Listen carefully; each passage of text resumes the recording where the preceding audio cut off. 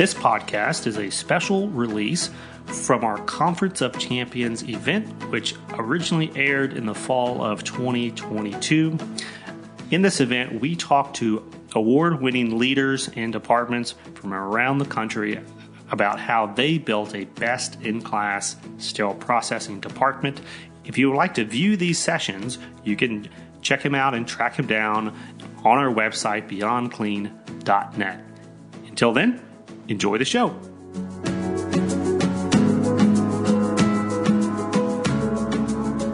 Okay, welcome back, everybody.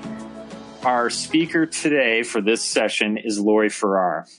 She is the director of the System's Central Sterile Services Department at M Health Fairview in Minneapolis, Minnesota, which currently serves 8 of the M Health Fairview hospitals, ambulatory centers, and serves multiple clinical sites.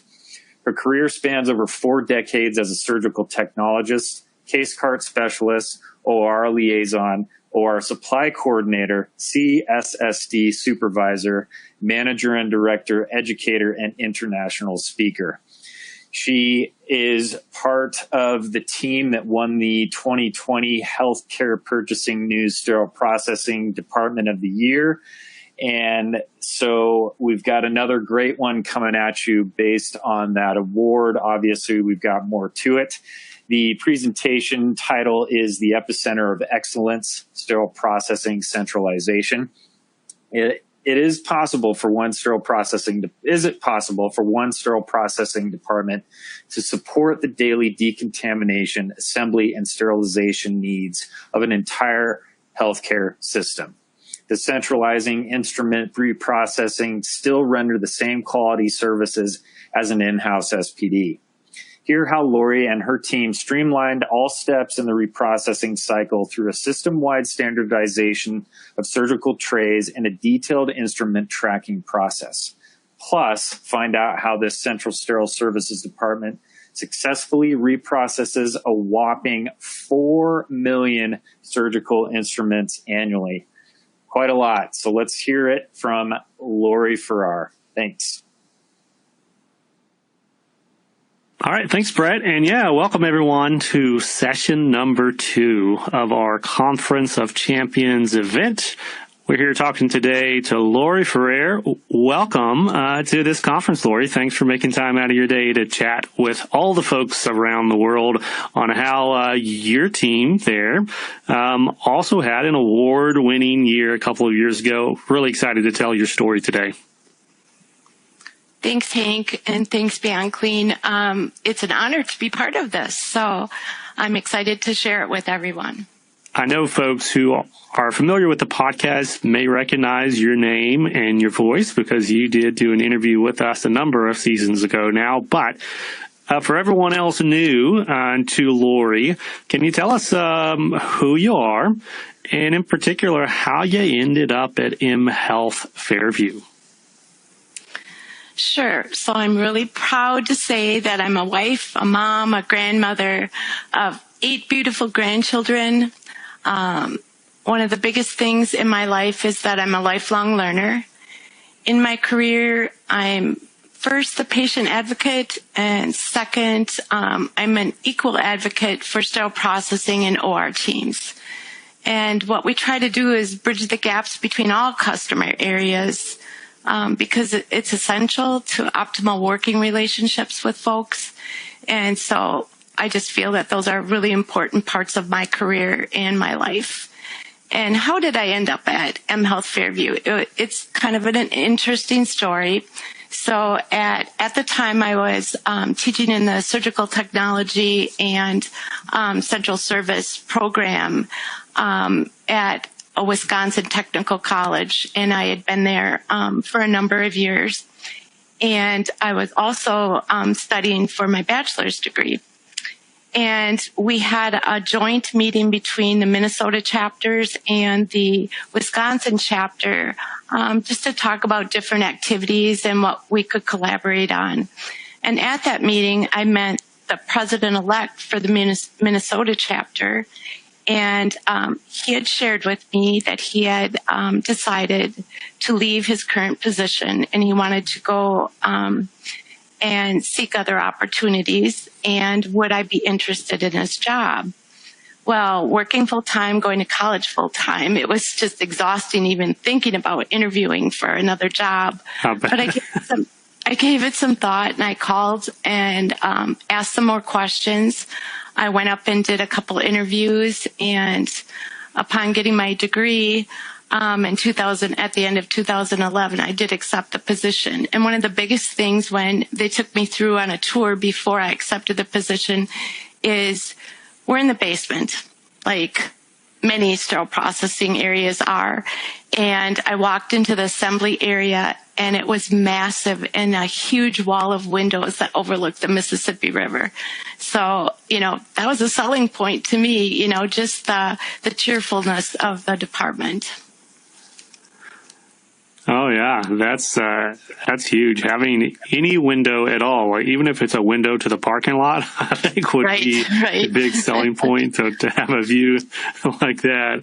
I mean, that's tremendous. So, fill in the gaps a little bit, because you kind of alluded to the fact that you were teaching a program, kind of a joint program. I know that in addition to being certified in sterile processing, you also hold your CST. Is that the route that you kind of started in healthcare? Did you come from the surgical tech side first, or did you come from sterile processing and end up doing both? Kind of tell that part of the story. So basically spanning the last 44 years, I've had a lot of different positions, just ongoing positions to advance my career. So I started out in the OR. I worked there for several years. And at that time, what I did was we had a lot of downtime in the afternoons. It was a smaller hospital, and I go down to sterile processing and help them with all the different Synthes implant trays and get their implants reordered and those types of things. So I spent a lot of time down in sterile processing, which was pretty cool, because a few years later, the nun that had been the supervisor down there had been there for 60 years, and she was 80 years old, and she was retiring. So I was offered the position as supervisor, and my sterile processing career took off. So after that, I worked there in that capacity for 11 years and transferred to a sister hospital in the area, which was a bigger hospital that didn't have sterile processing. They were basically just putting the items in the sterilizer for the OR. So all of the assembly and decontam, et cetera, needed to come down. So we established that sterile processing department in Eau Claire, and it was a great experience, and again, led to next positions. So I've been a case card specialist, where I developed a case card program. I've worked as an OR supply coordinator, and then from there I went and I taught at the area technical college when they were starting up the sterile processing program. And because I was a surgical tech, which I had also always dreamed of being an instructor in the surgical tech program, I was offered a position where I taught in both programs, and I became the director of the central sterile program at that college. And from there, I was required to get my degree, which was also another lifetime goal that I always had wanted. So it was pretty cool that I was able to do that, although it was very, very difficult, working full time and doing the coursework for the programs that I was teaching as well. So I just thought it was a really cool accomplishment at 52 to get my bachelor's, and then I accepted the position at Fairview, at M Health Fairview. It's really an interesting theme that has already come up a couple of times now in just the first two sessions here, and I know is going to continue to come up for the rest of the day, but that's the theme of education. We'll pick that back up here a little bit later, but it's interesting how that ties in to your personal drive and your personal growth? Because obviously, like, education is a big emphasis in these departments. It's a big part of what takes them all the way up to the level of, winning these national awards. But to see that play out in the individual leader like yourself, right? Like you mentioned, like you were, I guess they call that like a non-traditional student, right? Like you started that program later on in life, had a lot of other things going on, and yet there was a value there to you that was enough to push through all the craziness and all the balancing of the time commitments and everything else, that you went through. So I think that, I hope that encourages some folks out there who are kind of in that same place. Maybe they're at the beginning of their careers, or maybe they're in the middle of the careers like you were, and it's either a college degree that's looking at them, or maybe a couple of additional certifications, or maybe even in your experience as well, maybe it's a teaching opportunity. We're seeing more and more folks kind of stepping off into that educational space as well. And, starting these programs at their local community colleges or their trade schools. I know this is not the direction of the interview, but I am kind of curious, in your experience in teaching those programs, have you learned anything or been inspired or challenged around training that next generation outside of just your department responsibilities? Is there anything that you want to share to folks who may be interested in becoming an educator like that? I love to share, and I love to teach, and looking at all the challenges out there, and there is so much in our industry now that we need to learn, and we need to be competent at doing. So in both of the programs, it's really important to have folks that work in the field also become, reach out and become educators as well, because they're the ones who have the frontline experience that can really help bridge the gaps that we find in the education piece. Just one of the things that I learned, and the program director for the Surge Tech program and myself, we were good friends, and we'd banter back and forth because he was the director of the Surge Tech program, and he said that the CS program didn't need to know the names of the instruments, or didn't need, and the OR, of course, doesn't know numbers on the instruments. And it was a friendly banter, and we'd always come to the middle in agreeing on what we needed to do. But it was interesting because, I was just at a facility up in northern Minnesota the last couple of days, and, talking with the OR staff and talking to the sterile processing staff, it's important that they understand each other's world, because most of the programs, as you go through as a CS tech, you're only being taught to look at numbers, whether it's supplies, whether it's instruments. The OR has no idea what these numbers are unless they have it in front of them. And if they're out, they don't have a number. So, just those things to bridge those types of gaps. The other thing that I found a challenge when I was teaching is when you go out into the field for clinicals, because we did that at our college. I was able to go with the CS techs out into the, and they did clinical hours in the field, as well as the surge techs. And you can teach them best practice in a program, but that doesn't mean they're being mentored when they go somewhere in a best practice. And it's hard for those new folks to be able to vocalize that, well, this is what I've been taught, and those types of things. So I think it's just really important for those that are considering education that, your experience is worth a lot. And then it really cuts both ways, I think, is kind of what you brought up, is we need that clinical frontline experience on the teaching side, but then it also needs to come back with the students when they go back and do their clinicals for both sides of the equation. So, yeah, that's great. Great insights and great tips there. Going back to the story of the award-winning year that y'all put together, it started, long before you even arrived at the facility. Can you give us a little background to that piece of the story, that piece of the puzzle? Certainly. So we're a central processing center in a hospital site, but we pay rent to the hospital. So I just want to kind of give everybody an understanding in the audience what that looks like. So there was space available in a hospital. The beginnings of the department started in 1989, 1990 in the planning phases by the director at that time, who hired me in my position when I started. So I was able to connect with him for a few months, and unfortunately he passed away.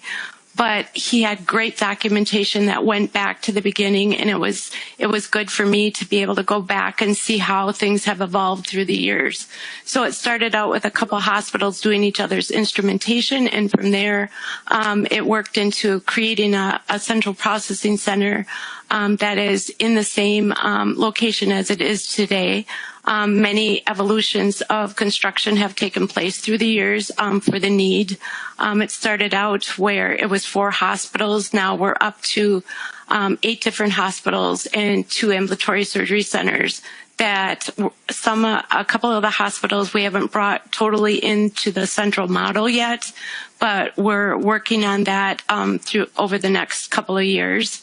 And then we've got the others where we provide 2 to 3 standard instrument sets for every surgical procedure that requires our instrumentation. So for instance, today we had 158 cases and we had 428 sets that we sent out for those cases, for those surgical cases. So, and we're doing up towards 1,500 vendor loaner instruments, and we're starting to centralize that a little bit more now as well. So in 2012, when I started working at the center, it was time to evaluate our workflow and need for new equipment. So our ward basically focused on that journey through that period of time, trying to create a world-class area with equipment and different innovations to complement our tasks and our workflow. I know I did not verbalize my response to those big numbers of the cases, but internally I was like 158 cases. I was like, oh my goodness, there's going to be a lot of folks out there like, oh, how on earth do you even do that in general? And at the same time, build a team and a process to the level that you have, to receive national recognition like this. So, I'll give you kudos at the end of all of this long story, but I just want to say, those are some big, massive numbers that you brought up. I do want to go back, to something that you stated that I had not thought before. And a big vision I was telling you before we came on of this whole event is to provide practical takeaways for folks who are tuning in to go back and hopefully build an excellent department in their own facilities, but you mentioned that handoff of leadership, right? So we had a leader that had started this process, kind of had the vision, got things rolling, but they were not the one to finish it. And a theme that you brought up, or a point, was documentation. Like you said, you had great documentation, and I was able to step in alongside that documentation and then carry that vision forward.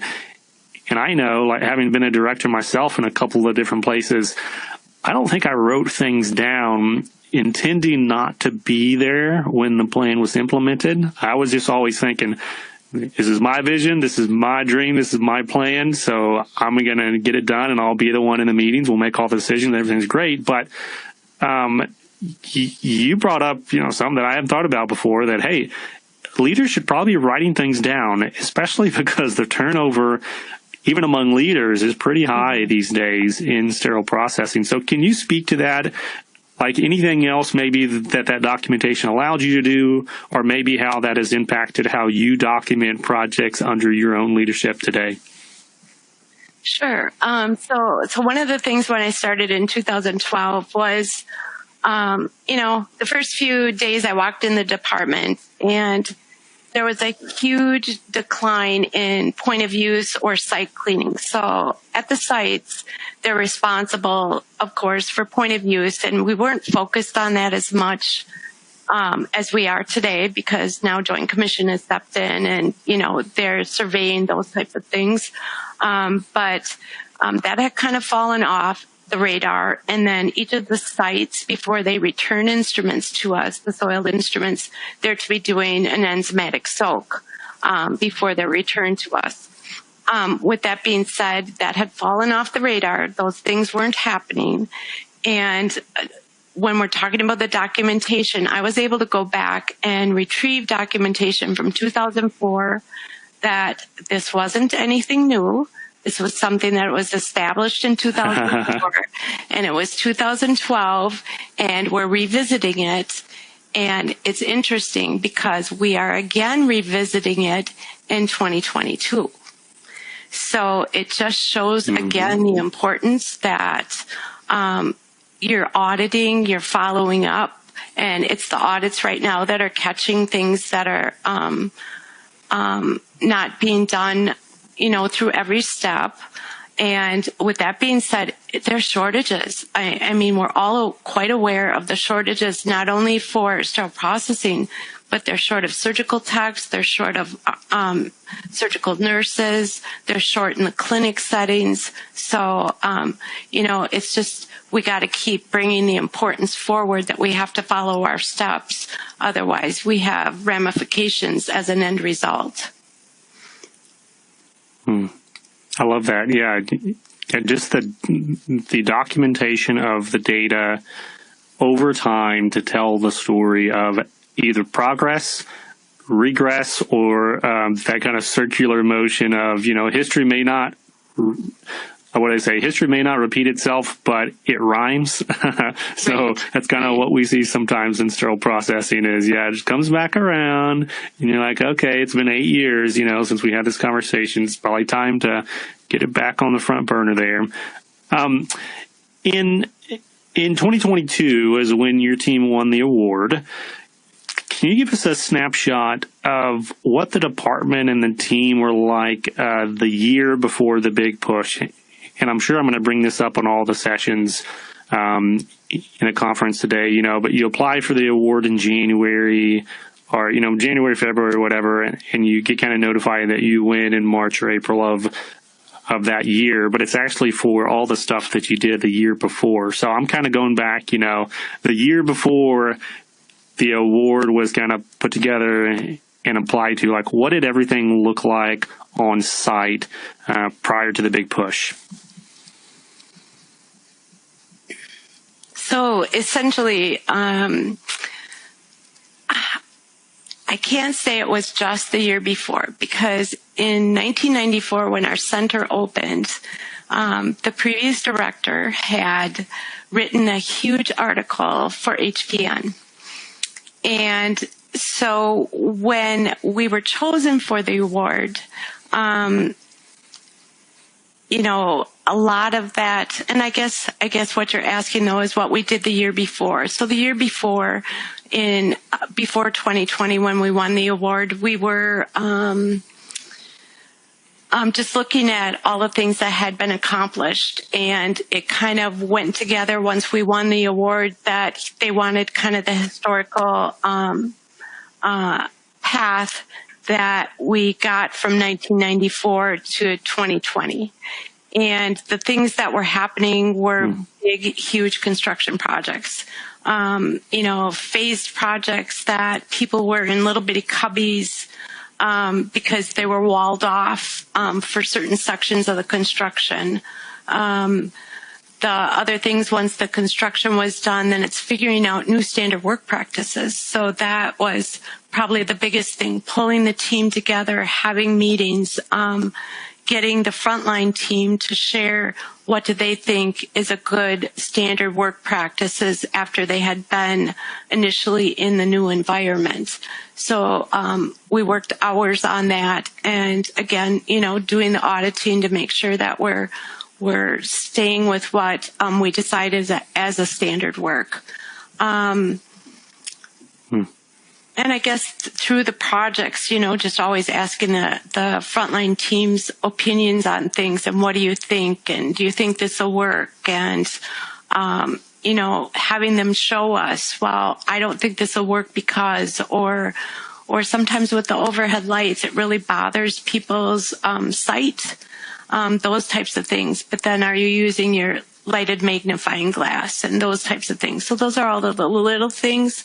We had a lot of automation initiated in the department, although we had automation before this was updated, of course, automation. So getting used to just putting the racks through the cart washers and on the return and not breaking the door as it's going through, different things like that. So just looking at all the different audit points that we could be doing. I really appreciate that historical tie-in, because my question was, what was it like the year before everything started coming together, but you mentioned 1994, which that's a long time before 2020, Absolutely. I mean, I was, in fourth grade in 1994, okay, just for some perspective, but but all the work, the vision, the work, the momentum has been rolling that entire time, getting closer and closer to, again, the intersection and the timing of, okay, now we have this vision, all the momentum's coming together. And as we're about to talk about, then you start adding in the right people, the right processes, even the right products, and those come together to build something magical. So yeah, let's go ahead and jump into the people piece. Obviously, you need people to build a team. And you don't get to this level of, winning awards and building something awesome without awesome people. So let's talk about a few of the highlights as to how the people in your department helped y'all get to this award-winning level. Well, as I just mentioned, they worked towards standard work practices together. We worked through it through leadership and the frontline teams. For their tasks with their new workstations, because it was a whole different, just even their workstations were different, where they're each at their own workstation. And before they were working on huge cabinets of drawers with a stainless steel top on that. So just the comfort of in your own assembly station with all the products that you need when you're assembling and for inspection, et cetera.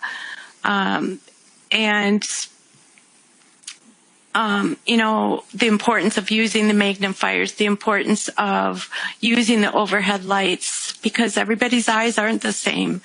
As far as working through, I need light. My eyes are getting older and I need light. I need my glasses. But for some people, if that glare is too big, it doesn't work for them, then what else can we figure out?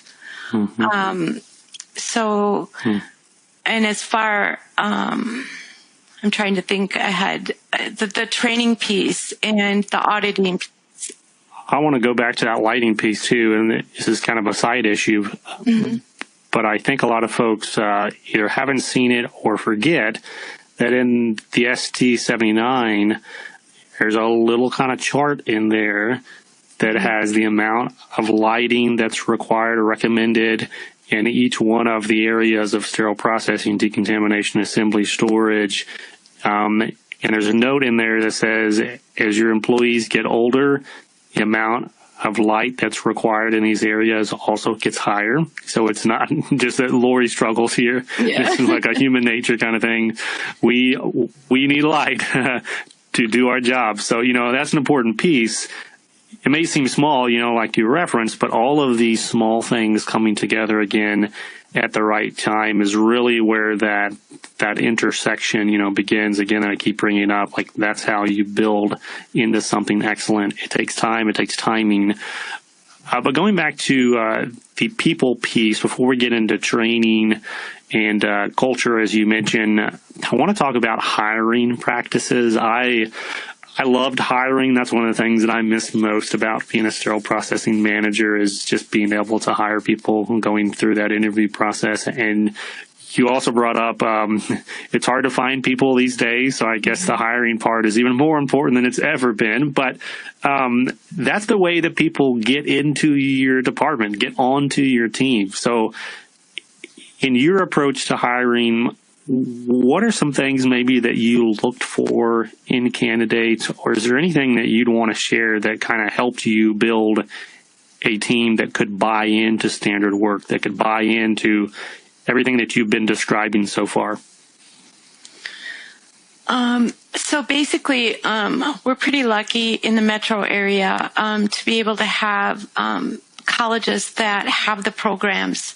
So we stay in really close contact with those instructors and to bring them through the department and work for a couple of weeks. And that kind of gives us an idea of it just gives us a snapshot a little bit better than it does in a 30 or 45-minute interview. We're looking for people, mostly people come to our department because we're a contract department, so most of the positions are always open on nights.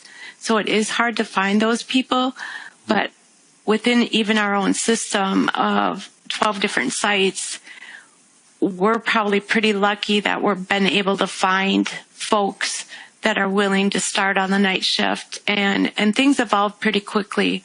We're also growing our staff numbers, because as we take on more work in centralizing vendor loaner instruments and all of the external clinic sites that are now being centralized into our department, the shift availability changes very quickly.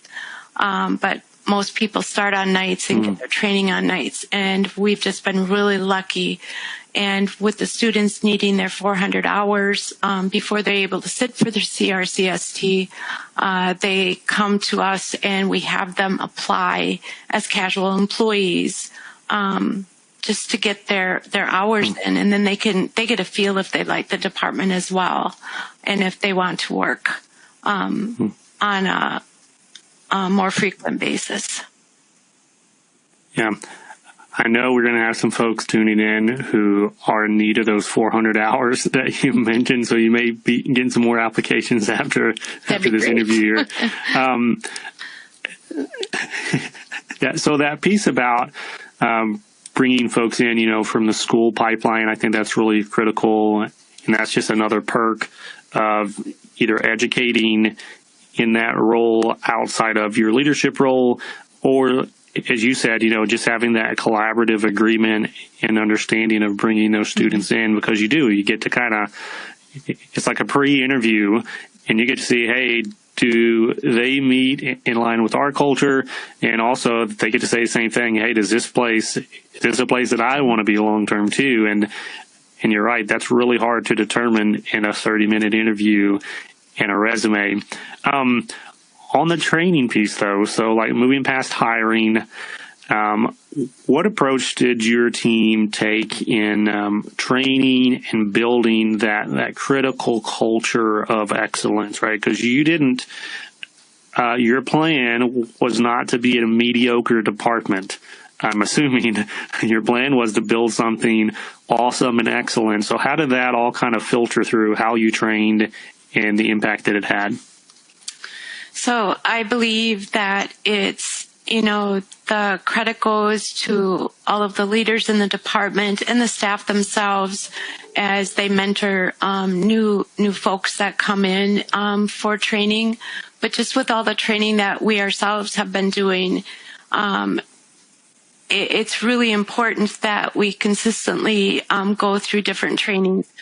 I have to admit that we're still looking at doing a system-wide program for education for sterile processing areas, focusing on sterilization and high-level disinfection, so that all sites across the system can utilize the same materials, because as everyone's aware, it takes a long time to create orientation materials, education materials, competency materials. So we're trying to come up in the interim with different forms that we've been putting together for folks to be able to use. So again, I want to say that, my frontline and leadership staff are the ones that get credit for that. And we have ongoing huddles. So there's a huddle for each shift. We try to bring things that are current for the day or review items. I'd like to get to a point like you had an article years ago, Hank, that you wrote about going through the AMI standards and, just taking a piece, one area at a time and talking about it. And I want us to get to that point in adding that. But we have so much movement and different things happening in our department on a daily basis. And, you can't get everything covered in a 10 or 15 minute huddle. So I am looking forward. Right. It's at the senior leadership level right now to start the education program system wide. So I'm really excited about that. Yeah, there's going to be a lot of heads nodding on the part of these department educators that are listening today saying, yeah, you're right. It does take a long time to put those programs together. And it's constantly changing, right? It's not like you get a program and then it's good for the next 5 years. In, 2 months, you buy a new power system or you get a new style of robot. And then you're going back and you're adding to this education program. So it is no easy feat to do this at the department level. Definitely not an easy feat to do this at the system-wide level. So, good luck on that. Thank you. And it's a great segue kind of into this process piece that I want to talk about because even though the award itself is a snapshot in time, they're looking at, a 12-month kind of run and everything that came together, as I've been mentioning, but it doesn't stop there. The process continues. It's not like, the hospital's done and it's arrived and doesn't do anything else. There's more cases tomorrow. There's more challenges coming down the pipeline. So you have to continue improving, continue that momentum forward. And that's really the process piece, like I said. So in this article, in the write-up, and then in kind of your experience in that 2020 or 2019, 2020 timeframe, what kind of process changes and improvements did you really focus on? I know kind of at the beginning of this interview, you talked about point of use being a theme that really came up. You mentioned standard work. Any other kind of processes that you want to highlight that you can kind of look back and say, yeah, that was a big piece of this? So I believe that, looking to automate whatever we can, because with a department as large as ours, and because our instruments are all standard instrument sets for each different specialty, it's almost like a manufacturing process. So every day we're looking for things that can help us improve our accuracy, our productivity, efficiency in doing our work tasks. So one of the things was automation of instrument set assembly, and to assure the accuracy and the productivity, and to continually work to progress and enable the new learners as they come in to have an option to be able to learn what instruments are called and what they look like. So those are different things that we went through. Again, I mentioned the inspection tools at the individual workstations that were new, going through that process to make sure that the instruments are functional and that they had better lighting to see what they were doing, again, to improve accuracy, efficiency, and, a quality set for the patients. So those are the kinds of things that we worked on. More technology that was initiated was instrument storage. So we have units that we're able to store our instruments in, but it's a whole different way of thinking when you can't go to a drawer and open exactly and get what you want when it's stored in a piece of equipment that you have to punch some buttons to enable you to get the instruments out of the machine. And then, of course, you got to make sure that the instruments get put away that are extra. So there's, all of those types of things as well that we went through. That piece about the technology side of things, it might segue into this next question. We'll see. I'll let you take it whichever way you want to go. But all along the way so far, we've been talking about the successes, the things that you can look back and say, really proud of this piece. But as any leader knows, on the way to success and improvement, there are some challenges and there's some lessons learned. So I'm really curious, through that, not only like the year of the award and the build up, but all along the way, like what are some of those challenges that you saw going in that had to be tackled in order to get your team to a place where they could excel? Well, and I have to admit, we're still working on some of those challenges. So one of the big things is what I just mentioned was our instrument storage. So before our instrument storage remember I had mentioned that we had big blocks of drawers with a stainless steel top for assembly tables. So the instruments were stored in those and various cabinets throughout the department. So with that being said, when we switched to the individual workstations, then we needed something for storage. And again, we only had 10,000 square feet to work with. So we have to work within, and I know I say only, if that is a big area, but for all the processes that we do within our department, we are landlocked and we don't have anywhere else to go. So we need to think about, the square footage and the space that things take up. So in getting these units to put our instruments in, they go up through the ceiling. So we have we're utilizing space that we can't even see, going through this design to be able to store the instruments in these devices. With that being said, it was easy to open a drawer and put things away before.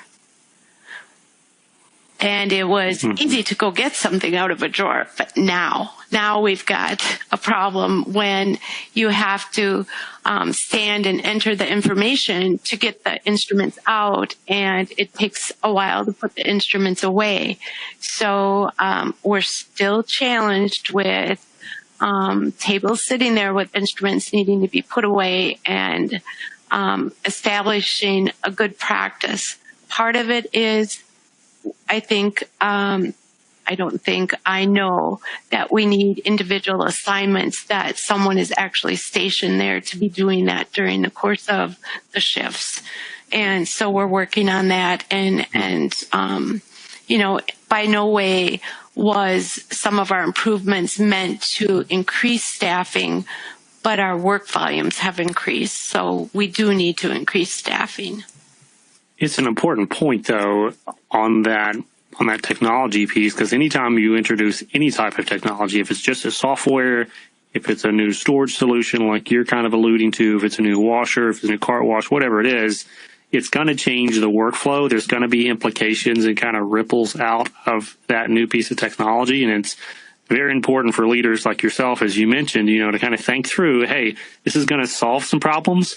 It also may cause some other challenges. So how we're going to get creative to overcome those in the implementation, but then also, to your point, even years after it, there's still impact on, training, on culture, on processes we're talking about. So I think that's a very important takeaway from this as well. Let's talk products, right? And in sterile processing, I like to use this illusion, if you looked around a sterile processing department that didn't have any products in it, you'd be looking around an empty room, okay? Like the prep and pack tables, the storage, the trays, the instruments, the washers, the chemicals, the disposables, everything that we use to do our jobs is a product, and we need good products to help us do the hard work of fighting dirty.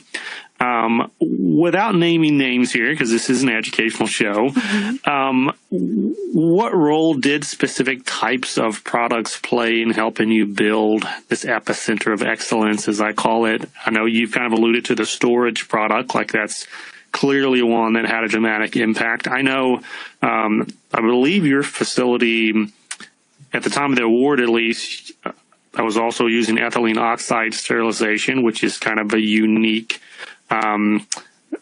product in use as well. Is there anything else like that that you can kind of point to and say, hey, this is a part of getting us to the next level? I think the equipment automation was particularly on the sterilizers and the workflow in the department as it was redesigned. So on the sterilizers, we have floor loading sterilizers that are put in one side clean, going through the sterilizer and coming out the other side sterile. So I think that was was a really huge piece to know that, we have one more step in sterility assurance. I'm not saying that things can accidentally go through or not go through and be placed on the sterile side, because that is possible. But this just added another layer of being able to assure our sterility and our workflow, one workflow going from decontam to assembly, because the department was totally redesigned, to go to, sterilization and to distribution, and then out on the trucks, to the sites as they're needed. So that was a huge thing. The technology in decontam, we did have, pass through before, and there was some automation to that. Now it's fully automated, going in and out, of the sterilizers, or out of the washers, excuse me. And so that just aids in many steps that save us time versus someone having to push a load in and pull a load out, etc. So, of course, you've got to unload them on the assembly side and get the racks returned so decontam can keep on with their process. So other things, let me think, that helped aid. I think, you mentioned the ETO sterilizers. Currently, we're going from 6 ETOs down to 3 ETO sterilizers and upgrading them from the past version to the newer version. Also, with that being said, there's more things that can be put in low temperature gas or low temperature gas plasma sterilization. So we're able to convert many of those things. Coming in a system as huge as ours, so we do the ETO for the entire system. So everything comes to us to do that ETO, and usually they're older products. So we're going to see that continually be phased out as time goes on, and maybe not ever completely phased out, because there's always things that still need the longevity that ETO provides, because there's a lot longer lifespan usually with products that go through ETO versus gas plasma.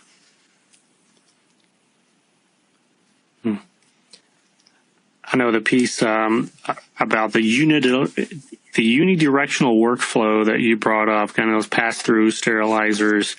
That's a conversation that we had on the podcast a couple of seasons ago with a guy named Steven Sutton, and I happen to work in a facility too that had some of the floor loading pass-throughs in there. I completely agree. They're a great hardwire to kind of guard against many of the potential and the real failures that we see out there sometimes, of people taking things off a rack that's supposed to go in but hasn't gone in yet, and they think it's sterile. Like, if it's in another room, it's a lot harder to make that mistake. As you said, not impossible, but it's a lot harder. So I'm in full support of those kinds of, creative ways to improve the process and as you mentioned, to drive greater safety and efficiency. As we kind of start wrapping up this session, Lori, I do want to talk about after the award, because there's a big buzz and a big push anytime the team wins the award. Obviously, like, that recognition for your team had to be amazing, for all the years of hard work, not just the 1 year, but the many years, sometimes decades of work that some of those folks had put in. So, in folks that are looking at the long-term impact of winning an award like this, how has this impacted yourself and your team, and then even like your facility, your system?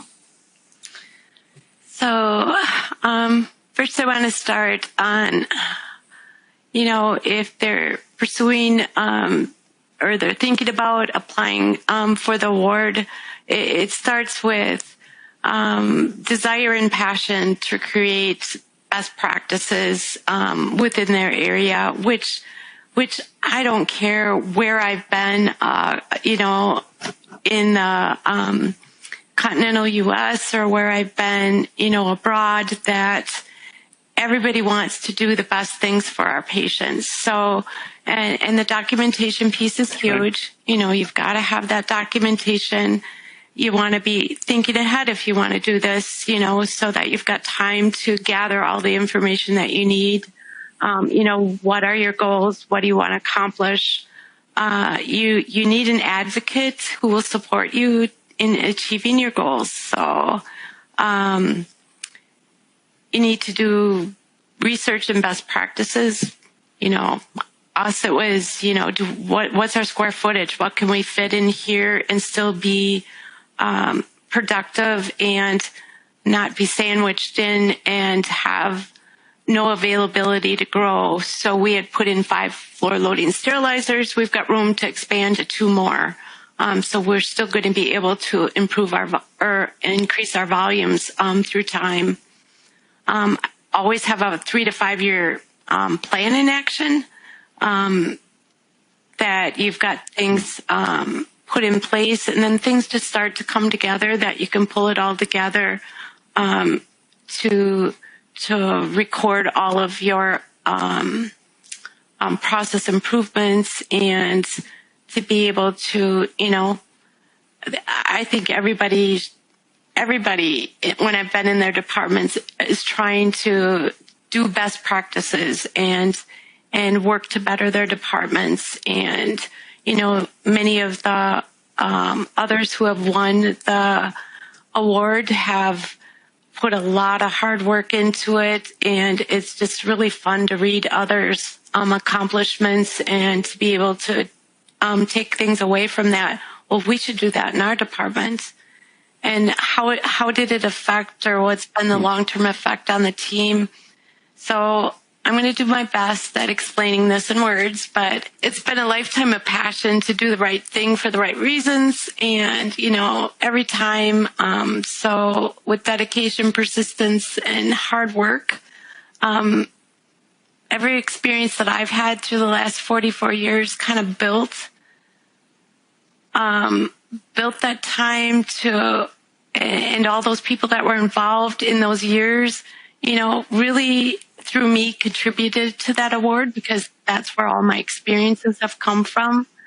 My boss over the last 8 years, through all the processes, was a phenomenal mentor and advocate for the department. She always got senior leadership in the C-suite, acceptance. So that was very, very cool.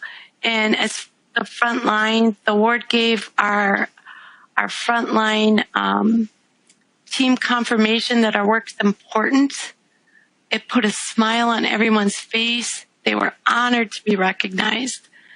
So our team, to whom I am forever grateful, I really am, for the experiences I've had for the last going on 11 years, for the continued work in producing quality instruments to help keep our patients safe. We've got a 99.7 quality rate in our department. So we have we still have room to improve. It's not 100%.